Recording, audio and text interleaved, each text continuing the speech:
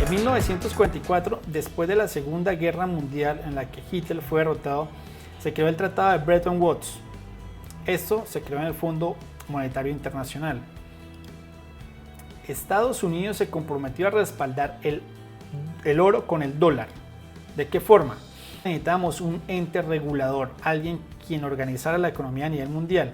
Y Estados Unidos había acumulado muchísimo oro durante la Primera y la Segunda Guerra Mundial, por las razones ya explicadas anteriormente, y él se comprometió a respaldar su moneda, su billete, que era el dólar, por el oro. De esta forma, el dólar como moneda patrona a nivel mundial equivalía a 35 dólares por una onza de oro.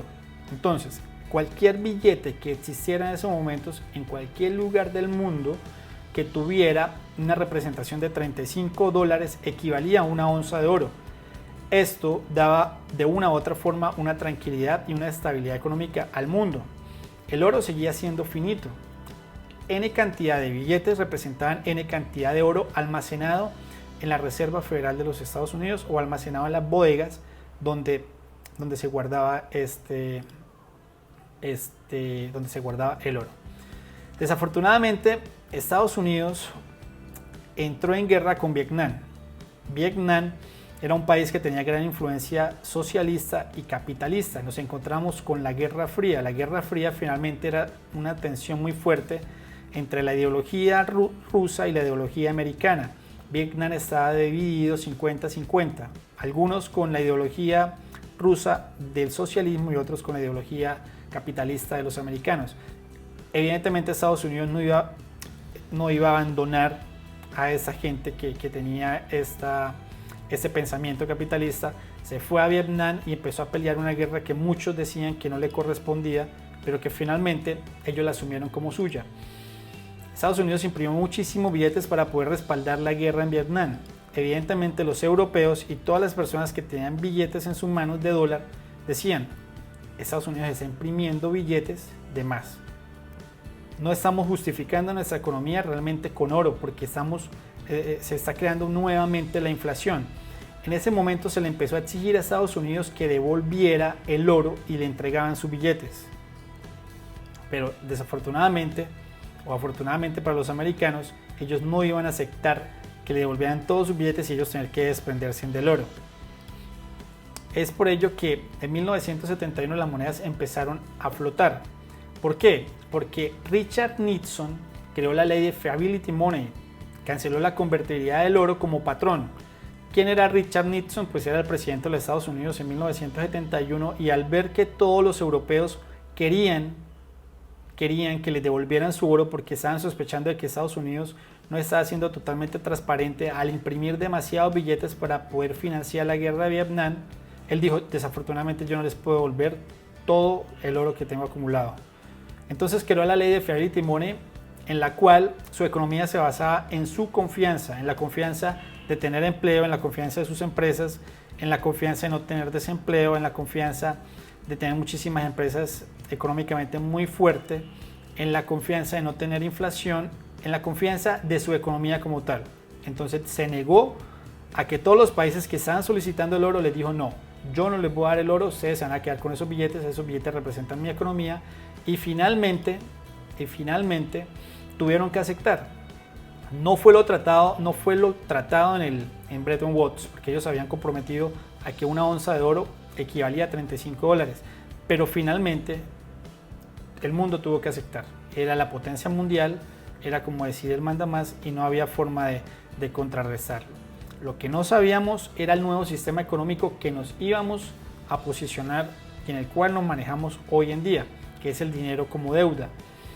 Anteriormente, antes de 1971, cuando el dinero era respaldado por oro, N cantidad de oro, N cantidad de billetes, el dinero era finito, pero después de que Richard Nixon creó la ley de Fiability Money, el dinero pasó a ser infinito.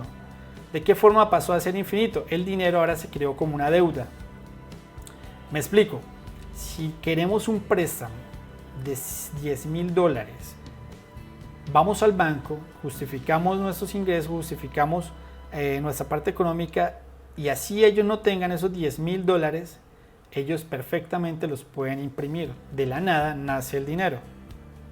Entonces, nosotros quedamos sujetos a pagar ese dinero a través de unos documentos que firmamos, y ese documento que nosotros firmamos es el documento que respalda el dinero que se ha creado.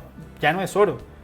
Antes era oro, se encontraba una reserva de oro en X lugar, entonces decíamos, hey, tenemos más dinero, podemos comprar cosas, podemos financiar obras, podemos crear infraestructuras, pero no, ahora el dinero es deuda. Si usted va al banco y solicita un préstamo de 10,000 o 100,000 dólares, no necesita el banco tener eso en oro para prestárselo a usted, simplemente lo crea de la nada. Me explico. Ellos simplemente nos hacen firmar un documento, nosotros en ese documento nos comprometemos a pagar, nos comprometemos a dejar algunas prendas de valor de nosotros en función de ese pago, y de esa forma ese documento firmado por nosotros pasa al banco y es el oro, representa el oro. Ese documento firmado por nosotros representa el dinero. Por eso es que hoy en día el dinero es deuda. Muchas veces nosotros no nos damos cuenta, y mientras duramos toda una vida pagando una casa, estamos encadenados a un crédito y estamos encadenados a una deuda. Por eso es importante capacitarnos y hacer este tipo de cursos para poder ver más allá y poder crecer en nuestra mentalidad y poder gestionar mejor nuestro dinero, porque de lo contrario vamos a seguir cometiendo errores día a día y nuestra pobreza va a seguir siendo el pan de cada día. Básicamente esa presentación termina acá. Es un resumen de cómo se ha dado la economía a través de todo este tiempo, para poder entender cómo hoy en día se mueven las diferentes monedas a nivel mundial y las diferentes economías a nivel mundial. Es importante tengamos muy claro de que la economía a nivel mundial tiene muchísimo que ver con las tensiones económicas, tensiones diplomáticas, situaciones políticas de los países, crecimientos económicos. Para esa forma el día de mañana, si tomamos la decisión de invertir en diferentes instrumentos financieros, o si tomamos la decisión de invertir en el oro, en el petróleo, tengamos muy presente cómo se encuentra la situación y las tensiones políticas, económicas a nivel mundial, porque de ahí se desprende gran contexto de lo que pueden ser nuestras inversiones. Muchísimas gracias y damos por terminada esa presentación.